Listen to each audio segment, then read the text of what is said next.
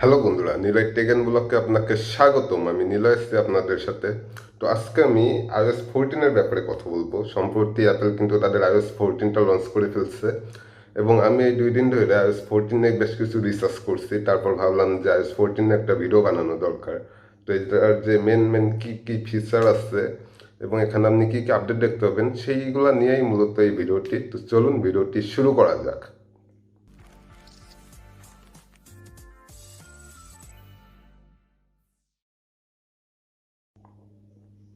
iOS 14-এ প্রথম যে চেঞ্জটা আপনারা দেখতে পাবেন সেটা হচ্ছে এটার হোম স্ক্রিনে।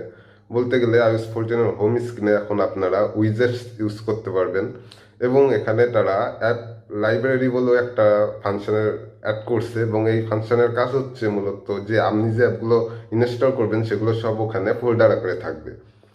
এবং যদি আমি এটা স্যামসাং এর ওয়ান ইউআই 2 এর সাথে কম্পেয়ার করি, তো বলতে গেলে ওয়ান ইউআই 2 যে হোম স্ক্রিনটা ছিল সেখানে অ্যাপেলের হোম স্ক্রিনটা হচ্ছে হোম স্ক্রিন এবং আমাদের যে স্যামসাং এর ফোনগুলোতে যে অ্যাপ যে মানে অ্যাপ গ্যালারিটা যেখানে থাকে বা যেখানে শুধু অ্যাপ থাকে যে স্ক্রিনটা, এটা হচ্ছে ওখানকার অ্যাপ লাইব্রেরি। তো বলতে গেলে এটা অনেকে ভাবতেছেন যে অ্যান্ড্রয়েড থেকে কপি করছে, বাট ঠিক অনেকটা ওইরকম না। বাট বলা যায় যে তারা অ্যান্ড্রয়েড থেকে কিছু ধারণা নিয়ে এই ফিচারগুলো অ্যাড করছে এবং এগুলো বেশ ভালোই লাগছে আমার কাছে। এরপরে আপনারা যে চেঞ্জটা দেখতে পাবেন সেটা হচ্ছে অ্যাপ ক্লিপস। তো অ্যাপ ক্লিপস জিনিসটা কি অনেকে হয়তো বোঝেন নাই যে অ্যাপ ক্লিপসের কাজটা কি। তো বলে দিই যে বাইরের দেশে বিভিন্ন যে শপগুলো আছে সেই শপের নির্দিষ্ট কিছু অ্যাপ থাকে এবং ওই অ্যাপ ইউজ করলে হয়তো আপনার বেশ কিছু সুবিধা পাবেন বা ওই যে শপে সেক্ষেত্রে কেনাকাটা করতে গেলে হয়তো ওই অ্যাপটা আপনার দরকার হবে। তো সেই ক্ষেত্রে দেখা গেল অ্যাপটা আপনার ইনস্টল করা লাগবে না, আপনি কিছু সময়ের জন্য অল্প সময়ের জন্য ইউজ করার জন্য অ্যাপ ক্লিপস ইউজ করতে পারবেন। সেক্ষেত্রে ওখানে যে কিউআর কোডটা থাকবে বা আপনার যে এনএফসি ফিল্ডটা থাকবে সেখানে যদি আপনার ফোনটা নিয়ে যান তাহলে আপনি ওই অ্যাপটা ওখানে দেখতে পাবেন। মানে কিউআর কোডটা যদি স্ক্যান করেন বা এনএফসি ফিল্ডের কাছে যদি ফোনটা নিয়ে যান সঙ্গে সঙ্গে ওই অ্যাপটা আপনার কাছে চলে আসবে, আপনি ওটা ডাউনলোড না করেও ইউজ করতে পারবেন। তো সেক্ষেত্রে কি হবে, আপনার ফোনের কিন্তু বেশি স্ট্রেস নষ্ট হচ্ছে না এবং অ্যাপটা আপনার ডাউনলোডও করা লাগতেছে না, আপনি অ্যাপটা ইউজ করতে পারতেছেন। এইবার আসি, এইবার যে চেঞ্জটা আপনারা দেখতে পাবেন সেটা হচ্ছে পিকচার ইন পিকচার। এখন কথা হচ্ছে এই পিকচার ইন পিকচার ফিচারটা কি। তো পিকচার ইন পিকচার হচ্ছে আপনি কোনো ভিডিও দেখতেছেন, সেটা চাইলে আপনি মিনিমাইজ করে ফোনে ইউজ করতে পারবেন। মানে মিনিমাইজ করে ভিডিওটা আপনি দেখলেন, সাথে আপনি অন্যান্য অ্যাপগুলো দেখলেন বা অন্যান্য অ্যাপগুলো ইউজ করলেন, আপনি পিডিএফ পড়লেন, চ্যাট করলেন, এগুলো আপনি করতে পারবেন। এবং এটা আমার মতে বেশ ইউজফুল একটা ফিচার। আমি অনেকদিন ধরে এই ফিচারটা আইফোনে মিস করতেছিলাম। এখন অনেকেই বলতেছে এটা নাকি স্যামসাং থেকে বা অ্যান্ড্রয়েড থেকে কপি করা হয়েছে, এগুলো অ্যান্ড্রয়েড আগে ছিল। কিন্তু আমি বলবো না, এটা আসলে অ্যান্ড্রয়েড থেকে কপি করা হয় না, এটা আইপ্যাড থেকে কপি করা হয়েছে। এবং আইপ্যাড ওএস বা এখন আইপ্যাড ওএস বলে, আগে আইওএস ছিল। তো আইপ্যাডের যে আইওএস ভার্সন 10, মেবি 10-এ এই ফিচারটা ছিল এবং তারপর থেকে প্রত্যেকটা আইওএস ভার্সনে এই পিকচার ইন পিকচার ফিচারটা ছিল।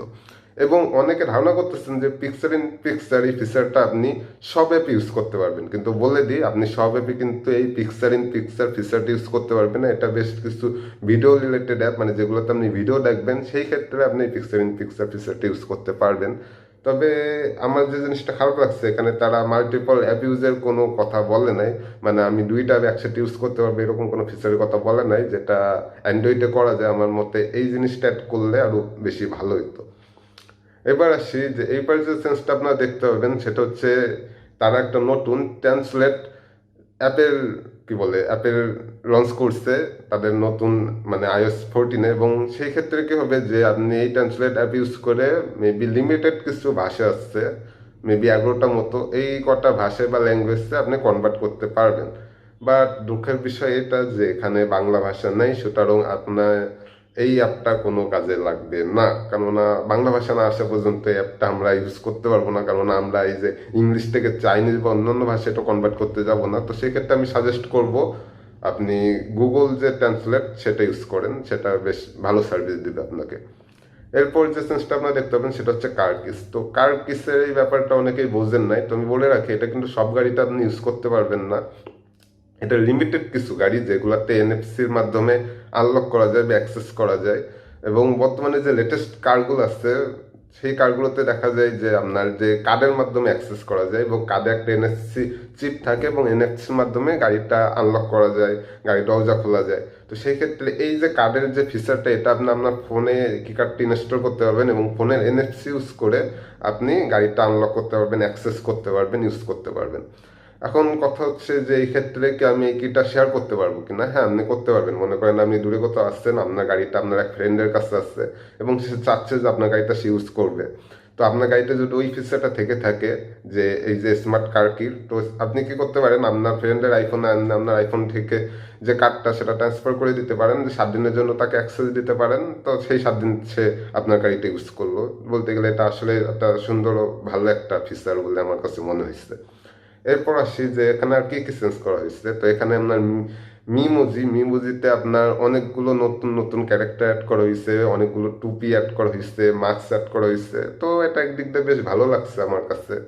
তারপরে এর যে চ্যাট করার যে অ্যাপগুলো ছিল, বলতে গেলে মেসেজ অ্যাপে বেশ কিছু চেঞ্জ তারা নিয়ে আসছে। এরপরে যদি আমি আসি, এটা যে ফোন কলের যে অ্যাপটা, সেখানে যদি আপনাকে কেউ কল দেয় সেক্ষেত্রে এটা এখন ফুল স্ক্রিন আসবে না, উপরে একটা লিমিটেড এরিয়ায় এটা আসবে এবং আপনি চাইলে এটা সুইপ আপ করে দিতে পারেন, বা আপনি যে কাজটা করতেছেন সেটা ওটা সুইপ আপ করে সেই কাজটা করে তারপরে আপনি কলটা ধরতে পারেন। এবং আমার অনেকটা মনে হয়েছে এটা 1Y 2.0 থেকে কপি করা হয়েছে, কারণ 1Y 2.0তে আমি এই ফিচারটা প্রথম দেখছিলাম এবং এবার আমি আইফোনের iOS 14-এ দেখতেছি। তো মানে ঠিক এটাকে কপি বলা যায় না, বলতে গেলে একটা একটা ফিচার, যেটা ইউজফুল ফিচার, যেটা iOS-এ ছিল না, তার iOS-এ সেটা অ্যাড করছে। তো বেশ ভালোই, মানে যে ফিচারগুলো অ্যাড করছে বেশ ভালোই মনে হচ্ছে। তো এখন আসি যে ওভারঅল যে চেঞ্জটা আনা হয়েছে এটা কতটা ভালো হয়েছে। তো প্রথমে বলে রাখি যে আগের যে iOS ভার্সনগুলো ছিল এইগুলাতে আমরা বেশি কাস্টমাইজেশন পেতাম না, কিন্তু এখন যে iOS 14 এখানে আমরা বেশ কিছু কাস্টমাইজেশন পাচ্ছি। বলতে গেলে আমরা হোম স্ক্রিনটা আমাদের ইচ্ছা মতো ভাবে কাস্টমাইজ করতে পারতেছি, আমরা উইজেটস ইউজ করতে পারতেছি, রিসাইজ করতে পারতেছি এগুলা। এমনকি আমরা যে হোম স্ক্রিনে আমরা বেশ কিছু লিমিটেড অ্যাপ দেখে বাকিগুলো আমরা অ্যাপ লাইব্রেরিতে রাখতে পারতেছি। এই সুবিধাগুলো বেশ ভালো বলে মনে হয়েছে আমার কাছে। এবং আপনারা দেখবেন যে দিন দিন যে iOS-এর নতুন ভার্সনগুলো আসতেছে এইগুলাতে আপনার আস্তে আস্তে আপনাকে স্বাধীনতাটা বেশি দেওয়া হচ্ছে। বলতে গেলে আগে যে একটা রেস্ট্রিকশনের ভিতরে আমরা ছিলাম iOS-এ, সেইটা কিন্তু আস্তে আস্তে ভেঙে যাচ্ছে এবং বলতে গেলে আমরা একটা স্বাধীনতা পাচ্ছি। মনে করেন আমরা হোম স্ক্রিনটা এখন কাস্টমাইজ করতে পারতেছি, পিক্সেল ইন পিক্সেল ইউজ করতে পারতেছি, কোনো কিছু আগে যেমন ডাউনলোড করা যেত না, iOS 13-এ কিন্তু ডাউনলোডের অপশনটা অ্যাড করছে, এটাও একটা ভালো। এবং আপনি 14 তো ডাউনলোড করতেই পারবেন। তো বলতে গেলে অনেকগুলো ফিচার যেগুলো অ্যাড করা হচ্ছে সেইগুলা মূলত আইফোনের কাছে নতুন মনে হচ্ছে এবং আমাদের কাছে বেশ ইউজফুল মনে হচ্ছে। কিন্তু বলে রাখি এই ফিচারগুলো কিন্তু অ্যান্ড্রয়েড অনেক আগে থেকেই ছিল। তো যারা অ্যান্ড্রয়েড ইউজার তারা বলতেছেন যে আরে এগুলো তো অনেক আগে ইউজ করছি, এটা তো আমরা ইউজ করে আইছি, এটা অ্যাপেল এখন দিচ্ছে। বা যারা আইফোন ইউজার তাদের কাছে এটা কিন্তু অনেক বড় একটা প্রাপ্তি বলতে গেলে। এই যে অ্যাক্সেসগুলো যেগুলো আগে করতে পারতো না সেইগুলো কিন্তু এখন বলতে গেলে iOS-এ করা যাচ্ছে।